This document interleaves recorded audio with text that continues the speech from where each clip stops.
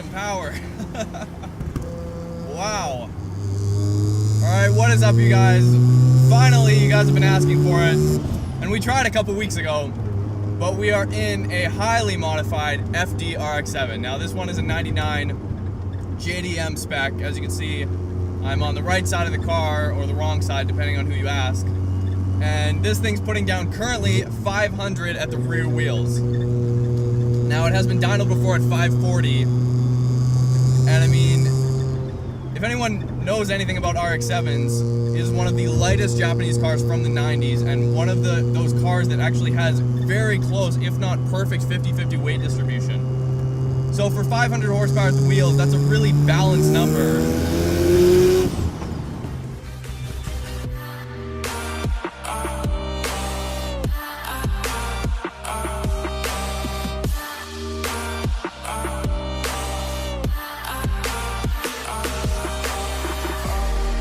My name is Brooke Taylor. This is my 1999 Mazda RX-7 FD3S. It's been converted to a single turbo with a Borg Warner S366. It's got a Microtech ECU, big front mount intercooler, Koyo Rad, dual tip racing bead exhaust.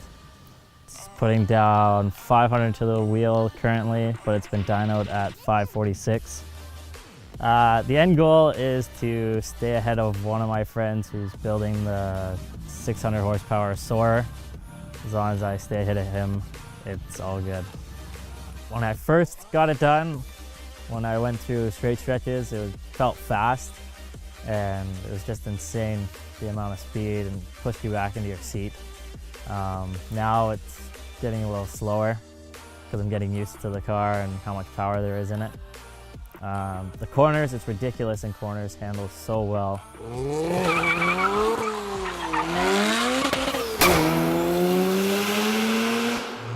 Right, 4 grand boost. Wow, 4,500 is spot on, full boost hits, it just keeps pulling. That is nuts. Oh my God, 500 horsepower never felt so quick. For a first-time experience driving a modified RX-7 rotary engine, first of all, the power band's extremely smooth, even with a 66mm turbo. Power rolls on extremely smooth. I mean, the sounds that are coming from this car are alien to anyone who's never heard a rotary at full tilt. It's nothing like anything I've ever experienced before. As we're just kind of cruising here, let's talk a little bit about the interior. As I said, it's a very small car, a lot tighter than my MR2, smaller than the Porsche 964 Turbo inside here, for sure. But just like the Supra, it's very driver focused, as like with a lot of these other Japanese cars from the 90s.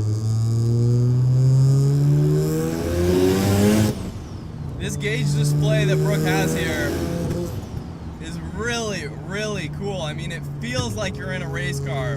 The sounds, the cockpit around you, everything minus the cameras over there, it feels like you're in a race car. And the good thing is too, in some cars it's hard to place the front wheels, but I find in this car, the arches on the hood provide perfect reference points when you're taking corners, and like where the left wheel is exactly and where you need to place yourself in the lane. Like I said, I mean, it all ties into the ergonomics of these cars.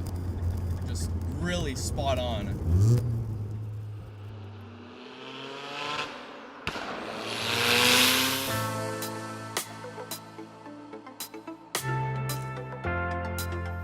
At the moment, with the 850cc injectors, there's really no room to play with after 17 pounds of boost, because after that, at the maxing out the injectors.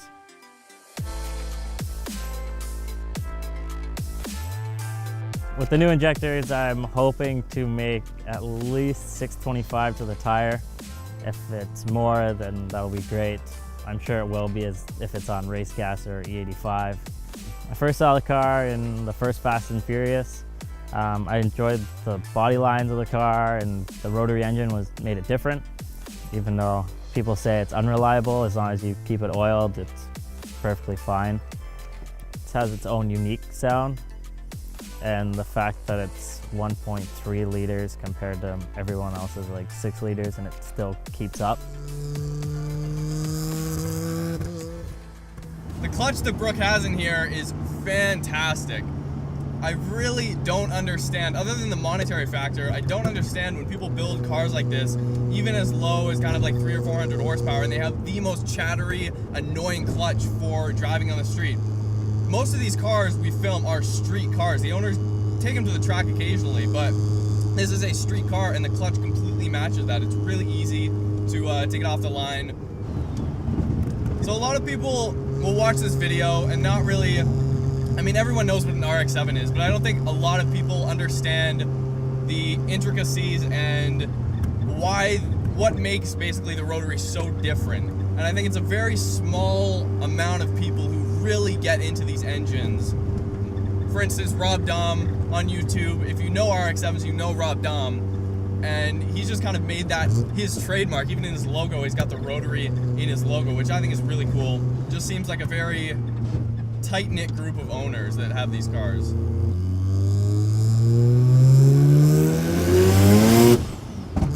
Oh, wow. Yeah, that was the exhaust. That's an incredibly smooth power band, and I mean, a 66mm turbo running 17 pounds of boost, it doesn't have as much lag as some of these other cars. Like Tommy Super we drove, 80mm turbo. That thing, you're waiting, you're looking at your watch waiting for boost to come on. I mean, this thing, 3,500 and above, depending on your speed, depending on your gear. I mean, the boost just starts creeping and you hear everything slowly building up. That is just my favorite thing about turbocharged cars that they just have over naturally aspirated cars, is just the excitement level it's way up there.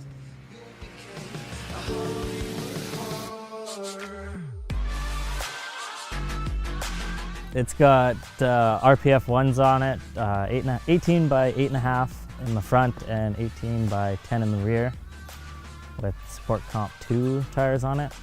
The front bumper is 99 spec, the rear taillights are 99 spec, brakes are 99 spec.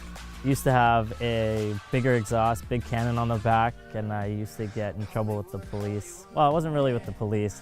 The neighbors would call in at least once a week, and I would have cops knocking on my door saying that I got to complain about my loud exhaust. And I eventually changed it, and right before it blew up, I went through a roadblock. The cop that usually comes by and complains, or says that people are complaining, he said it sounded a lot quieter and nicer. And then he also let me do a big pull in the middle of Sydney, and so he could hear the car, because I told him that the engine made a lot of noise, even though it's just open exhaust dumps, and he believed that, which was nice. I get a lot of attention, not because the car is right-hand drive, just mainly because it's an RX-7 and it's bright green. Like, you will notice it from a mile away.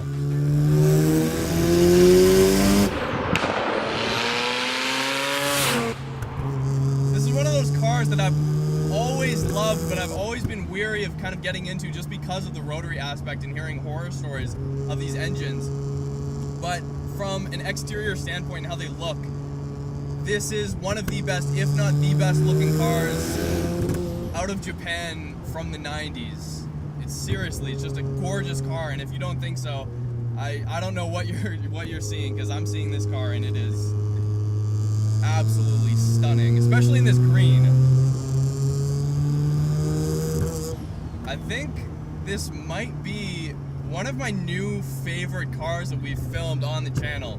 It's one thing to say and brag about your power number. Sure, the Hellcat has 700 horsepower. This thing has 500, and I guarantee you that this will beat a Hellcat in any kind of rolling race or anything like that. This thing weighs nothing. But seriously, I mean, this is the complete build. This is the real deal. If you're an RX-7 fan, I really hope you guys enjoy this video. Oh my god. I was not expecting that. I mean, second gear, 265s on the back, and it hooks up no problem. I mean, it was just raining a couple seconds ago.